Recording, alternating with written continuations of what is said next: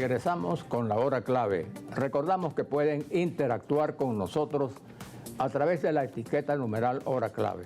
Y le damos la bienvenida a nuestro invitado, Alan Lugo. Alan es periodista y es vicepresidenta de información del diario El Universal. Bienvenido. Muchas gracias. Bueno, Alan es la persona para ponernos al día en todo lo que está pasando con el diario Universal, que por cierto es el gran decano, ¿no? Así es. De la prensa nacional. Ahora, el Universal siempre se caracterizó por ser pionero en muchas cosas, pero al mismo tiempo por tener una constante adecuación, modernización tecnológica. Eso sigue ocurriendo. Bueno, de hecho, el Universal es el primer medio en Venezuela en haber integrado su servicio informativo a la red digital. Fue el primero en tener su propia página web y el primero en incursionar en esta materia. En la actualidad nos encontramos tratando de buscar fórmulas para competir con la inmediatez que se ha generado por las redes. Claro. Que todo el mundo ahora es periodista y comete... Y todo el mundo con un celular es productor. Sí, y se comete el error que se incurre en imprecisiones, la información no es la adecuada, por tratar de ser inmediatos y ganar puntos, pues como influencer. Nosotros queremos que eso cambie y queremos ir a una información mucho más profunda, donde la gente pueda tener la confianza que siempre tuvo en el Universal, en el sentido de que solo decimos las cosas que están confirmadas. Ahora, bien interesante, ¿no? Porque el Universal, el 1 de abril, cumplió 117 años. Imagínate tú. Es decir, que el periódico ha sido testigo, ¿no?, del proceso histórico venezolano, ¿no? Claro. Del siglo XX y también del siglo que cursa. Y eso quiere decir, pues, que hay una memoria allí fundamental, que es muy valiosa a la hora de valorar la importancia de este periódico. Sí, nosotros tenemos obviamente una memoria en archivos físicos y digitales que recogen todo lo que ha sido el decurso del periódico, del medio, a lo largo de todos estos 107 años, y seguiremos recolectándolo porque pensamos llegar a otros 107. Yo no los viviré, desde luego, pero otros estarán allí al frente. Mira, en 1970 leí yo el dato de que se compró una impresora color, y esa impresora era capaz de sacar 70.000 ejemplares de 144 páginas en una hora. Claro, eso era cuando estaba, cuando la gente pues podía leer de manera escrita. ¿Qué ha significado ese cambio para el Universal? Porque ya no imprimen, ya están en digital, ¿no? Sí, la impresión se abandonó por diversas razones, entre ellas de orden económico y por el ajuste que se ha producido en los últimos tiempos en el país, que ha impedido que se pueda financiar una impresión que es bastante costosa, porque recordemos que el papel todo proviene del exterior. Aquí no se fabrica papel. Exacto.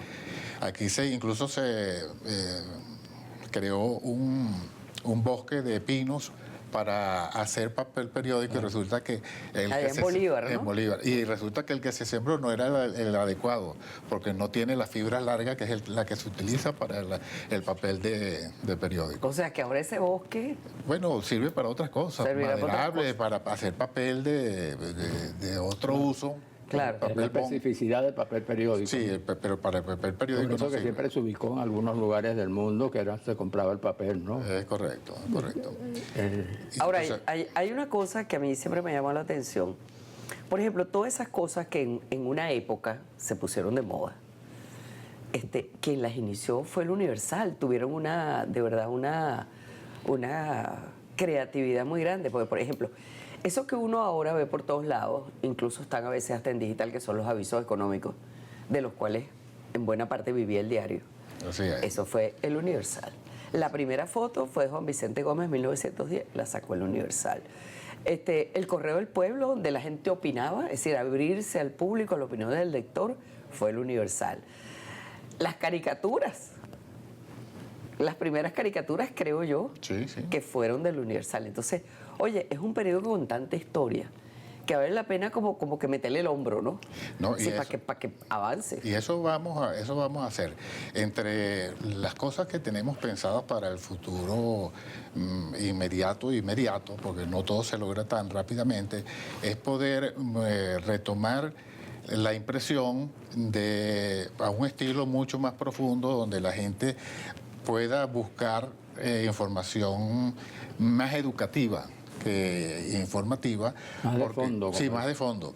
Porque hemos notado que el uso de los medios, de las redes, está alejando a la gente de la lectura. Sí. Y la lectura afecta al cerebro. No es que el cerebro se pone más pequeño, pero sí se reduce la capacidad de la masa gris, que es donde se forma el proceso cognitivo. Cognitivo, claro. Sí. Entonces queremos volver a eso porque queremos darle a nuestro medio un enfoque para la cultura, para que dejemos constancia en el mundo de que estamos haciendo cosas para fortalecernos como nación. La gente ahora es más audiovisual. Más audiovisual, claro. Quedan con un video y tal, y lo interpretan como pueden.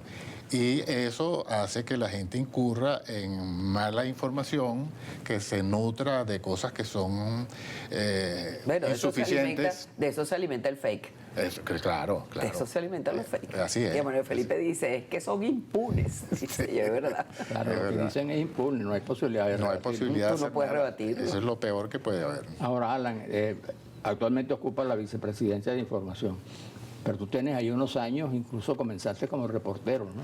Sí, yo De comencé. aquellos tiempos donde el reporterismo era el periodismo diario tan agresivo, ¿no? Y Sí, tan De la interesante. libretica y el bolígrafo. De la libretica y el bolígrafo. Porque yo no utilicé ni siquiera Grabadora. grabador. Yo usaba más la cabeza, la memoria, para mi trabajo, que incluso utilizaba la libreta para anotar palabras clave que me permitían recordar cosas. Yo siempre admiré mucho de los periodistas veteranos eso, que se iban y regresaban con una libreta. Y entonces lograban, se sentaban a redactar, a teclear y lograban hacer toda la reseña de la... Eso ahora se ha facilitado mucho con todos los instrumentos de que se disponen, ¿no? Así es. Yo tengo una anécdota simpaticísima con Leopoldo Díaz Grusual cuando era presidente del Banco Central de Venezuela. El Búfalo. Sí, el Búfalo. Me da una entrevista y duramos 2 horas hablando y me dice, pero chico, ¿y dónde está tu grabador? Pues tú no veo que estés escribiendo Y tú le nada. decías, aquí. Y yo le dije aquí. Y efectivamente, bueno, vamos a ver. Al día siguiente llamó a Luis Teófilo Núñez Arimendi para decirle, oye, muy buena la entrevista que me hizo este señor, porque recogió todo lo que yo dije en la forma como lo dije. Esas eran cosas anécdotas interesantes del Pero tú periodismo de tienes, ahora. tú tienes muchas anécdotas, deberías contarnos una, comparte cuántas. Bueno, sí, hay una que le contaba a Manuel Felipe, muy simpática, porque se reunieron cuando comienza el problema de la deuda, la crisis de la deuda de los años 83, 82, 83, se designa un comité especial que lideraba Pepi Montes de Oca, que era el ministro de Interior, pero lo nombró Luis Herrera coordinador del equipo de Economía. Ajá. Y convocaron a todos los exministros de Hacienda al despacho del ministro Luis Hugueto. Ajá. Y allí hicieron análisis de todo. El acuerdo fue solamente declara a Luis Hugueto y va a decir más o menos esto. Entonces, cuando entramos todos los periodistas, yo dije, no, el ministro no estuvo sentado aquí, se tenía que haber estado sentado ahí en aquel mesón. Y me voy para el mesón y empiezo a meter el ojo y descubrí unos papeles que habían ahí en la papelera, me los llevé y me fui. Al día siguiente, pues tenía allí la relación de lo que decía cada uno, lo que dijo Héctor Hurtado, lo que dijo el otro, lo que dijo el otro, y así lo publiqué. Te luciste. La gente diría, ¿dónde sacó Sí. tanta precisión? Así es, y por supuesto que eso me concitó algunos problemas con el ministro que al final se resolvieron porque teníamos una buena relación. Pero es verdad personal. que había uno ahí que no le gustaban las fotos. Sí, claro, había en el ministerio. No, en el diario. Ah, no, ese es muy simpático porque ese era el Luis Teófilo Núñez Gómez, le decíamos Luis Teófilo Núñez el viejo. El viejo, pues porque claro. Él decía, no meta muchas fotos porque eso es el espacio de un aviso. Claro. Cuidando los presos. Claro, cuidando los churupos porque Claro, eso vivían, ¿no? Así es. Ahora, ahorita, ¿cómo sientes tú que está desde el punto de vista, digamos, organizacional ese periódico? Ahorita tenemos un equipo, yo diría que estrella, muy bien armonizado. Es bastante pequeño porque estamos haciendo por ahora solamente algunas actividades, estamos programando otras y la ampliación de otras, pero es un equipo que es muy veterano, que es conocedor, que es muy proactivo, que trabaja con mucho tesón y con mucha creatividad. Entre ellos puedo mencionar a Pedro Rojas, que forma parte de la mesa de redacción, a María Ángela Lando y periodistas estrellas pues, en deporte como por ejemplo Antonio Castillo, que ustedes lo conocen porque ha tenido, debe tener en el periódico cerca de los 50 años.